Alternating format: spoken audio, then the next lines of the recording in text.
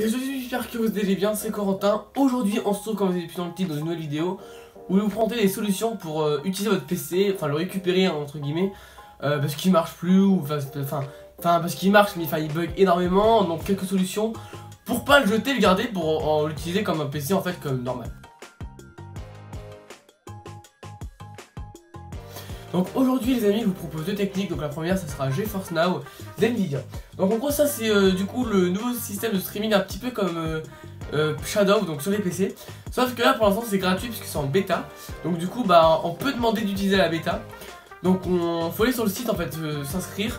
Et en fait on recevra du coup, enfin en liste d'attente, on recevra un mail dans les alentours de quelques mois. Moi j'ai attendu 5-6 mois, mais c'est parce que c'était parce que tout simplement il y avait beaucoup de gens qui le faisaient en même temps, du coup ils ont dû traiter. Là je pense que ça s'est calmé, donc je pense que ça sera peut-être plus rapide. Et en tout cas ça marche vraiment très bien. Donc là le PC en fait, le PC que je vous présente en fait tout simplement, c'est un PC un peu comme un Mac mini, sauf c'est sous Windows. Et c'est vraiment beaucoup moins puissant. On a une carte graphique intégrée à la carte mère, donc forcément c'est pas de ouf. On a 4 Go de RAM, on a un i3. Et je peux jouer du coup à des jeux comme par exemple Fortnite qui est un jeu récent et où je tourne à 60 fps en ultra et je peux monter jusqu'à 120 fps. Bon là comme vous pouvez voir sur les images, l'écran il peut même monter jusqu'à 120 fps. Il est bloqué à 55 fps, c'est déjà pas mal. Donc voilà, donc déjà juste avec lui on a en Fortnite de base tourné à 0,2, donc c'est pas fameux. Donc là du coup sur la bêta, tout ce qu'on a tout simplement, c'est qu'on a 4 heures de jeu, donc on peut jouer 4 heures non-stop. Au bout de 4 heures on va devoir quitter on va devoir quitter le jeu, en fait on va être déconnecté, on va devoir se reconnecter. C'est juste pour éviter que tout le monde puisse accéder à la bêta. Donc voilà, et puis aussi si vous êtes inactif pendant 4 minutes sur GeForce, vous serez déconnecté du jeu et vous allez devoir relancer le jeu. C'est pas comme Shadow là, parce qu'en fait il y a un catalogue de jeux. Donc c'est à dire qu'en fait il y a des jeux qui sortent, voilà. Donc si par exemple vous voulez jouer à Garry's Mod qui est sur Steam, il est payant. Donc en fait quand vous allez lancer Garry's Mod, vous allez pouvoir le lancer, mais vous allez devoir vous connecter avec votre compte Steam sur GeForce pour que vous puissiez accéder à Garry's Mod, et si vous l'avez pas acheté, vous pourrez pas y jouer. Pareil, et en point négatif, pour tout ce qui est Garry's Mod et tout, les add-ons ne s'enregistrent pas, donc il y a 0 add-on sur le jeu, donc du coup pour aller sur des serveurs DarkRP c'est compliqué. Donc voilà, je pense avoir fait le tour. On va passer simplement par la deuxième solution qui est Linux. Linux c'est un logiciel d'exploitation donc open source, donc du coup ça veut dire qu'il est vraiment ouvert à tous et gratuit. Donc voilà, il est totalement gratuit et il se télécharge sur internet. Vous téléchargez du coup le fichier en .iso et ensuite vous le mettez sur une clé USB et vous lancez la clé USB depuis l'ordinateur et vous allez pouvoir installer Linux.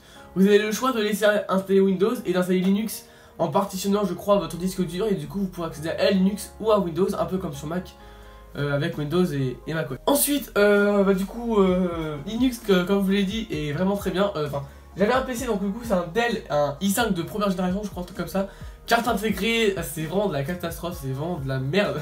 Honnêtement, c'est vraiment de la daube. Ça marche pas très bien, il buguait sous Windows 10. J'ai installé Linux là il y a quelques mois, et honnêtement j'ai vraiment été agréablement surpris.